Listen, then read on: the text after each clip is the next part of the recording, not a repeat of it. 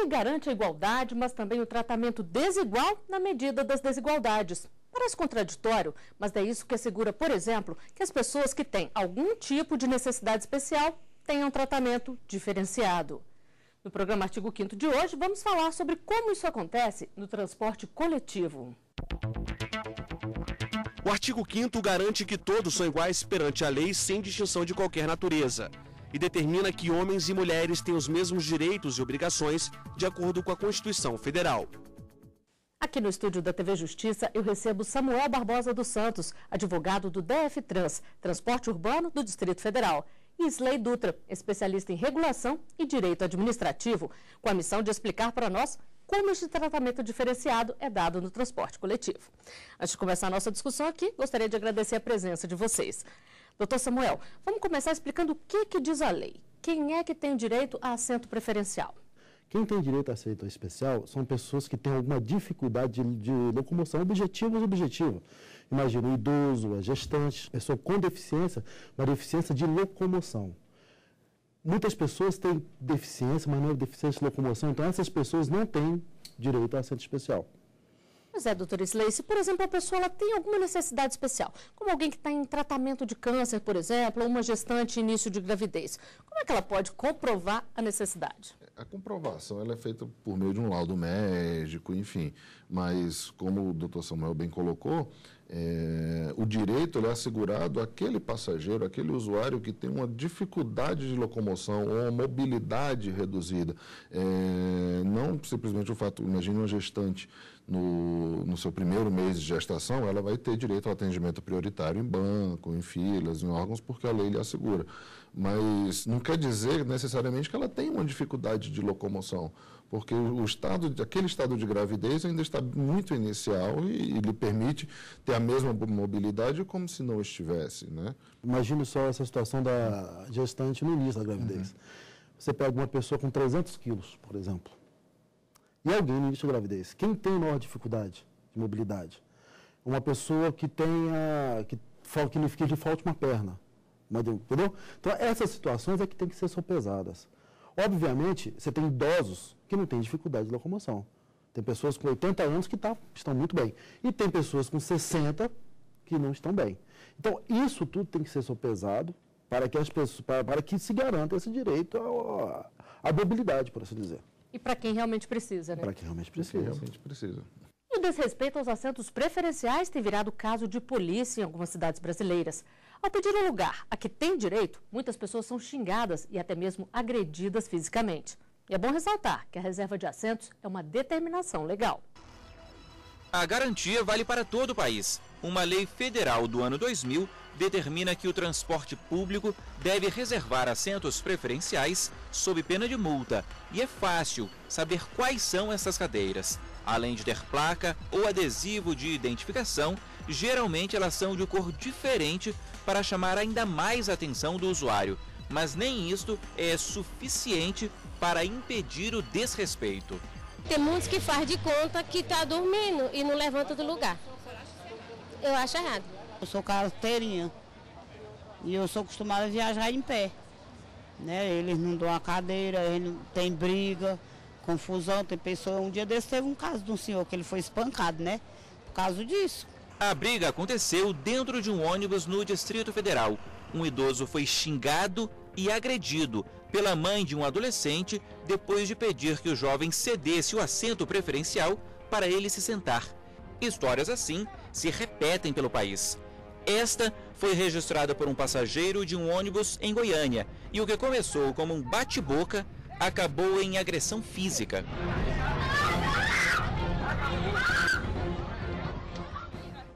Doutor Samuel, vamos começar pelos casos menos graves. A pessoa pode até sentar naquela cadeira se ela está vazia, mas se ela é preferencial, tem que levantar quando chega alguém que tenha necessidade, não é mesmo? Obviamente, a cadeira não é exclusiva para o idoso ou para a gestante. No entanto, é preferencial. Preferencial significa exatamente isso. Se tiver naquele momento alguém que tem problema de mobilidade, uma deficiência de mobilidade, essa pessoa tem prerrogativa de estar naquela cadeira. E as pessoas não devem e não podem se opor a se levantar. E o que pode acontecer com a pessoa que finge, por exemplo, que está dormindo, como disse a entrevistada? No Distrito Federal, para se ter ideia, nós temos uma legislação que proíbe que os ônibus andem sem cobrador.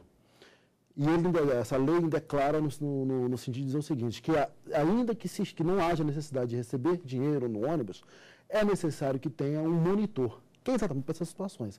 A tripulação do ônibus, motorista e monitor, motorista, cobrador, enfim, que seja, tem a obrigação de garantir esse direito, até mesmo com o apoio da polícia. E agora vamos falar um pouquinho dos casos mais graves, como a gente viu na reportagem. Se a pessoa é agredida fisicamente ou até verbalmente, qual é a orientação?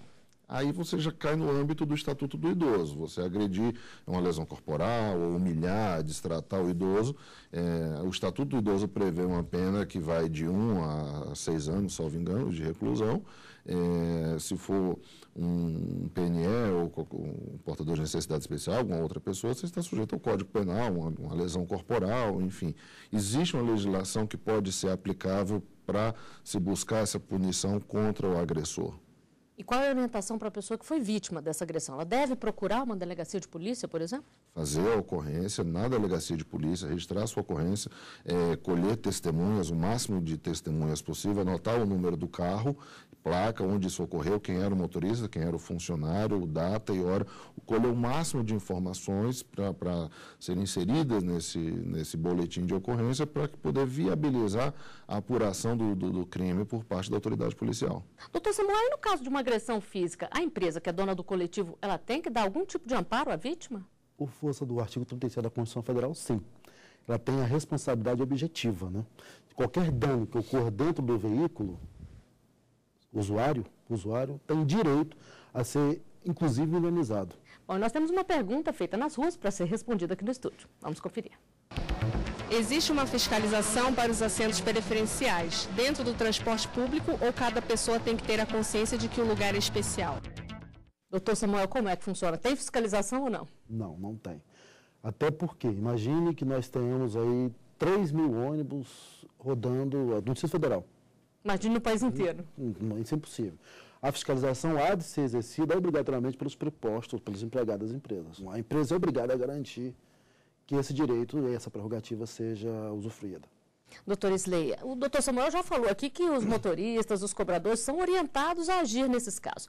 Mas é uma obrigação, é uma orientação? Como é que funciona pela lei? Uma obrigação que decorre justamente do dever da empresa de prestar esse serviço de forma adequada, de garantir a segurança do passageiro, enfim. Então, na medida em que o motorista, o cobrador, o preposto da empresa se omite quando deveria agir, ele está colocando a empresa numa situação de uma penalidade administrativa, enfim. E no caso de omissão, doutor Samuel, ele pode ser punido também pela empresa? Como é a prática no dia a dia? Ele pode ser punido pela empresa. No âmbito do Distrito Federal, nós estamos, inclusive, para se ter ideia, a DEFTRAN desenvolveu um programa chamado Gentileza Urbana, que é exatamente treinando motoristas e cobradores no trato com as pessoas, no trato para que se preste um serviço para cidadãos. Então, mas ainda se isso não for prestado, nós temos condição, inclusive, de descredenciar esse motorista ou esse cobrador, e ele vai ficar até 2 anos sem poder prestar serviço no âmbito do transporte público coletivo. E você já tem visto algum efeito dessa campanha aí? Temos, assim, o transporte do Distrito Federal, ele tem melhorado, até mesmo porque as pessoas estão aprendendo, os colaboradores das empresas, como lidar com situações estressantes, como lidar com passageiros. E nós estamos numa situação bem interessante no Distrito Federal, porque nós estamos migrando de um sistema muito antigo e arcaico para um sistema mais moderno, um sistema novo, e que aí exige um trato de paciência, um trato melhor. E esses treinamentos que têm sido feitos pela DEFTRAN têm melhorado muito a relação dos prepostos com os passageiros. Uma das reclamações recorrentes que se tinham era que os prepostos tratavam muito mal os passageiros. E aí eles agora estão entendendo que o passageiro é responsável pelo salário dele. O passageiro é o negócio dele. Doutor Isley, agora a empresa. A gente já falou aqui que a empresa tem que reservar os assentos. Mas o que acontece se ela não reserva? Qual é a punição? Aí, toda essa questão de reserva de assentos, de mobilidade, surgiu, como bem dito na matéria, pela Lei 10.048 de 2000. E na própria Lei 10.000, que lá no artigo 3º, ela obriga a reservar os assentos para idosos, gestantes, latentes, enfim, pessoas que com suas particularidades têm uma dificuldade de locomoção. E na própria Lei 10.048, ela prevê uma multa entre R$ 500 e R$ 2.500 para as empresas que não reservam esses assentos por veículo. Então, imagina uma empresa que tem lá uma frota de 10 veículos e nenhum deles possui essa reserva de assento com a indicação, como indica a resolução do Denatran, enfim. Ela vai ser penalizada por cada veículo, a multa entre R$ 500 e R$ 2.500. Ela é penalizada também se não tiver sido obedecido o assento? Sim, com certeza. Doutor Samuel, e essa punição é do mesmo valor? É o mesmo valor. Está aplicando o mesmo valor. E a situação vai além, inclusive. A situação vai além. Aqui no Distrito Federal, nós estendemos isso para os obesos também. No DF tem uma legislação específica que garante às pessoas que têm dificuldade de locomoção por força de obesidade, tratamento especial no que diz assento, tanto no transporte público coletivo, como cinema, teatro. É o cerne da questão, é o epicentro, é a dificuldade de locomoção. Não que seja necessariamente por alguma enfermidade ou uma situação particular. Mesmo que temporária. O idoso, a lei não faz distinção entre permanente ou temporário, mas assim, o idoso ele também não é doente, a gestante ela não é doente, o obeso ele não é doente. Ele possui apenas uma dificuldade, uma limitação na sua locomoção, pelo que a legislação buscou facilitar o seu deslocamento, que é assegurado pela Constituição. Nós vamos a um rápido intervalo. O artigo 5º volta já.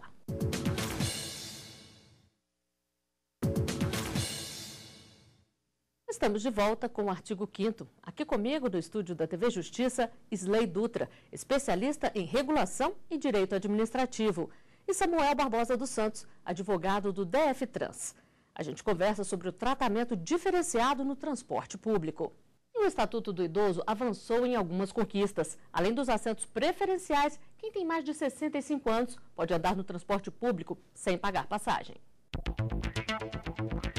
A lei federal assegura a gratuidade dos transportes coletivos públicos urbanos e semi-urbanos.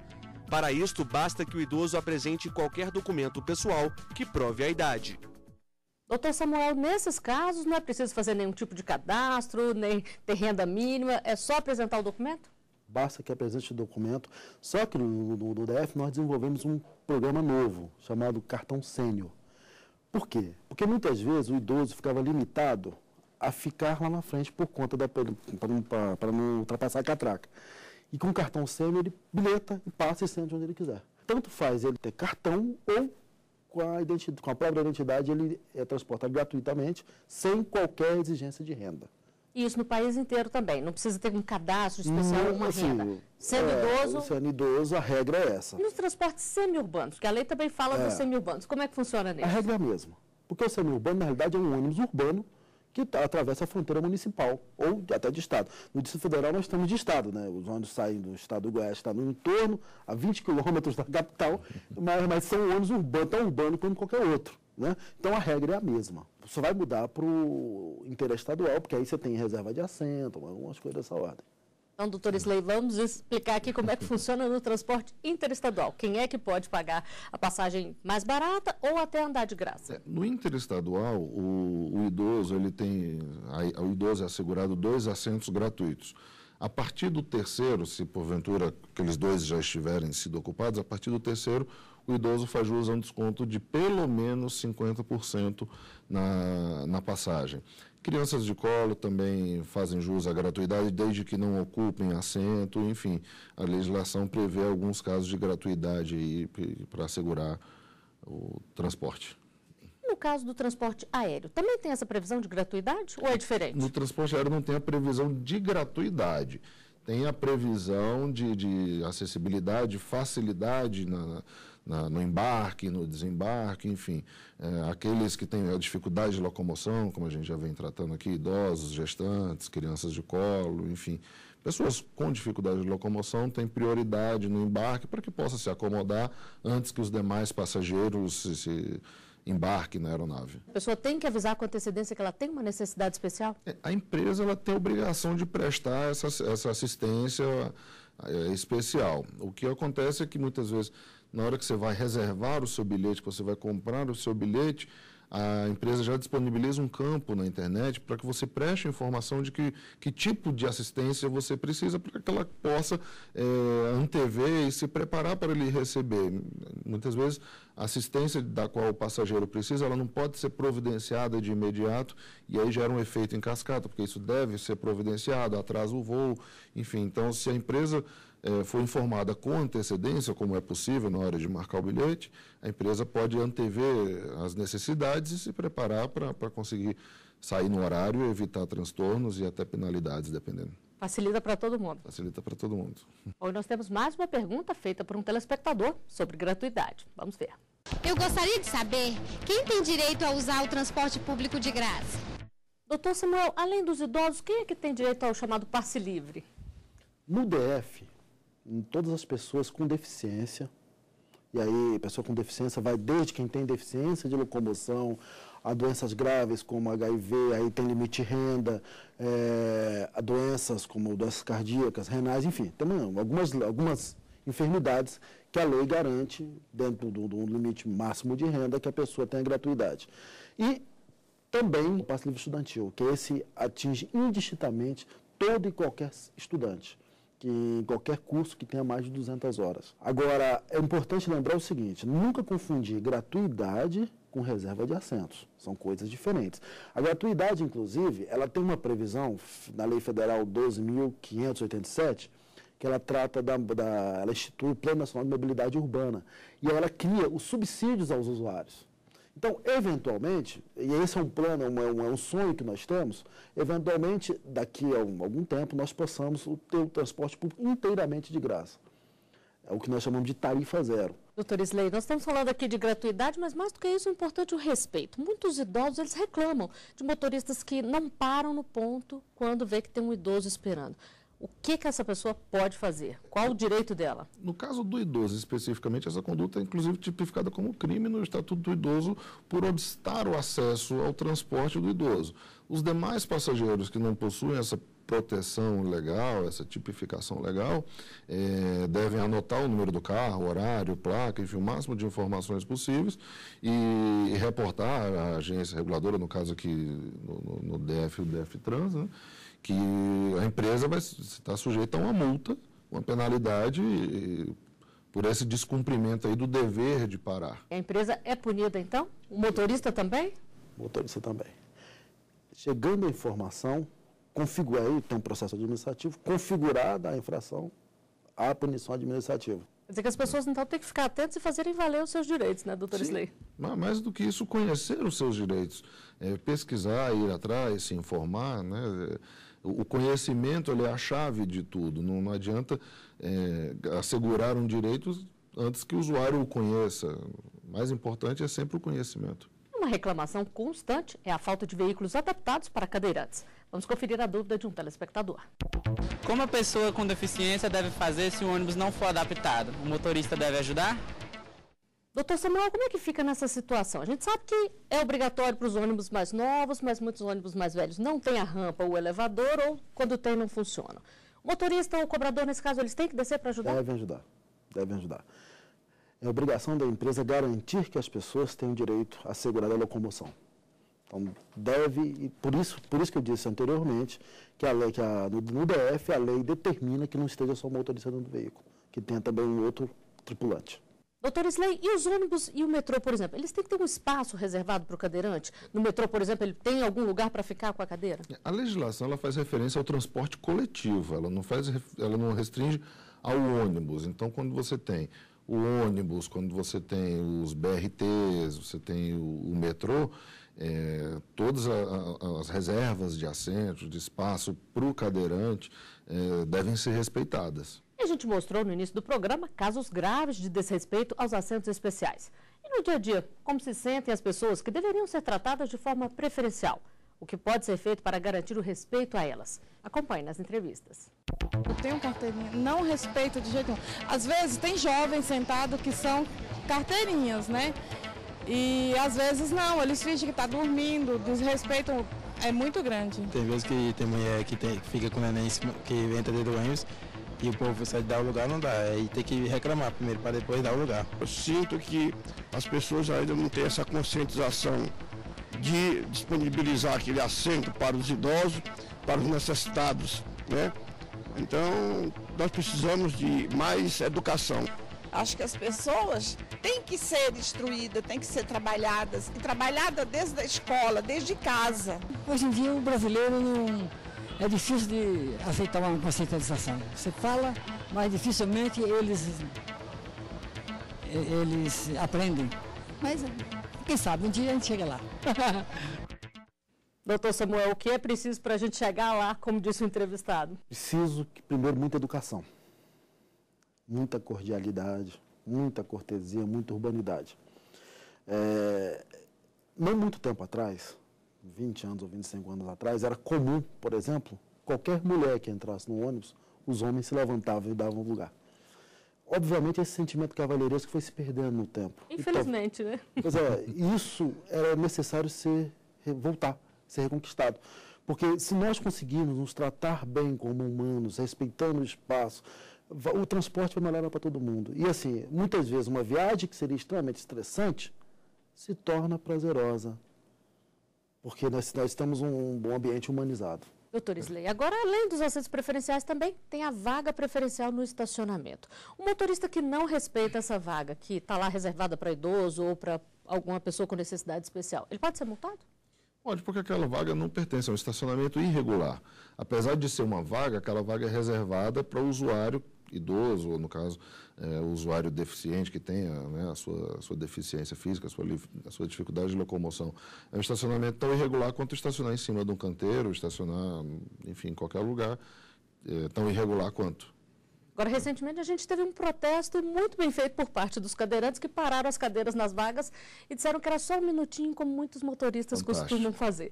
Isso mostra que o desrespeito ainda é grande, né? É grande, e a gente pôde perceber no vídeo que fizeram que as pessoas se irritavam. Porque alguém quando estavam na outra posição. Isso, quando o pessoal colocou uma cadeira de rodas numa vaga dita comum, uma vaga que não era reservada, e o usuário comum que ia estacionar se irritava, esbravejava e só um minutinho acabava irritando ainda mais a pessoa. Quer dizer, muitas vezes aquela pessoa pratica aquele ato com os deficientes ou com os idosos, mas quando a gente inverte os papéis, ela se irrita, ela se acha na razão quer dizer, falta, como o doutor Samuel bem colocou, falta educação, falta civilidade, falta tolerância às pessoas. Bom, para encerrar, gostaria que vocês dessem um recadinho para quem está nos assistindo e, por acaso, não respeita ainda os assentos preferenciais ou as vagas nos estacionamentos, mesmo que só por um minutinho. Doutor Samuel. Eu creio que só por um minutinho é muito tempo.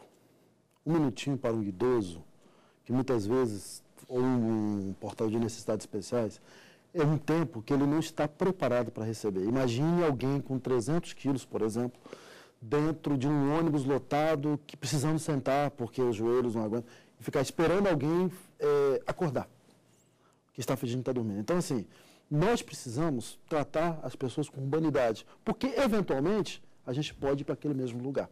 E para o senhor, doutor Isley? Preciso ter a consciência, né? Assim, as pessoas querem um mundo melhor, mas não se preocupam em serem melhores para o mundo, né?